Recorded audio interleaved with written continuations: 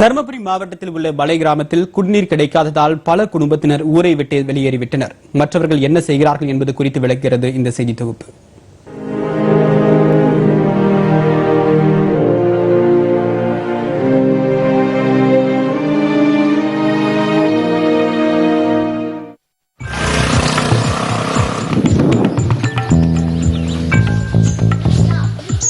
தருமபுரி மாவட்டம் பாப்பாரப்பட்டிக்கு அருகே இருக்கிறது இந்த குரவன் திண்ணை மலை கிராமம்.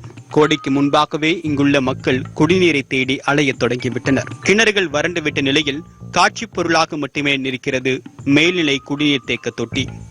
ஒரே நம்பிக்கையான அடிக்குழாய்களில் பெரும்பாலும் காற்று மட்டுமே வருவதாக கூறுகிறார்கள் இந்த கிராமத்தினர். சுத்தமா தண்ணியே வருதில்ல. அப்படியே ரொம்ப நேரம் ஒரு 2 hours வெயிட் பண்ணாதான் ஒரு குடம் தண்ணி வேணும். அப்படி இருக்கிற போது ஸ்கூல் பிள்ளைங்களை எப்படி ஸ்கூலுக்கு போவாங்க? அதை முடிச்சுட்டு அவங்க வேற பஸ்ஸுக்கு 7 மணிக்கு இங்க இருந்து கிளம்பணும். அவங்க குளிச்சுட்டு ரெடி ஆயிட்டு சாப்பிட்டு எல்லாத்துக்குமே போனோம். எல்லாத்துக்குமே ஃபர்ஸ்ட் தேவை தண்ணி தான். அவங்க எங்க போவாங்க தண்ணிக்கு? 3 கிலோமீட்டர் தூரத்தில் இருக்கும் ஜீவா நகருக்கு சென்றால் மட்டுமே குடிநீர் கிடைக்கிறது.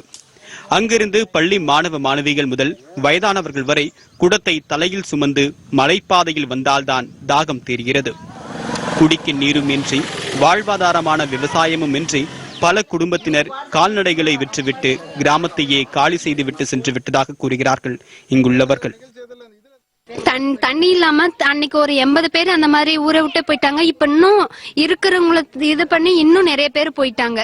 இன்னும் இருக்க இந்த ஊர்ல இருந்து யாருமே இல்லாததான் போவாங்க. எல்லாம் வெளியூருக்கு தான் தண்ணி இல்லாம விவசாயம் இல்லாம எல்லாம் வெளியில தான் போயிட்டு இருக்காங்க.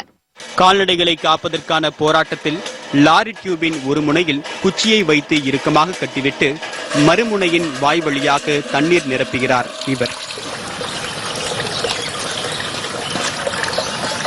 ஆட்டை விழுங்கிய மலைப்பாம்பு போல டியூப் நிரம்பிய பின் அதனை இருசக்கர வாகனத்தில் எடுத்துச் சென்று தனது ஆடு மாடுகளின் தாகத்தை தினமும் தீர்ப்பதாக கூறுகிறார் குரவன் திண்ணை கிராமத்தை சேர்ந்த மாதேஷ்.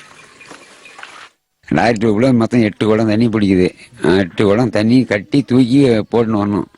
அதுக்கு ஆள் இல்லைன்னா சிரமம்.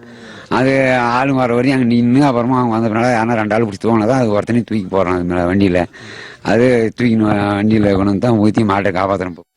கோடையில் நிலைமை இன்னும் மோசமடையும் என்பதால் அதற்குள் போர்க்கால நடவடிக்கையில் ஈடுபட்டு தங்களது குடிநீர் தட்டுப்பாட்டை அரசு தீர்க்க வேண்டும் என்கின்றனர் குரவன் திண்ணை கிராம மக்கள்.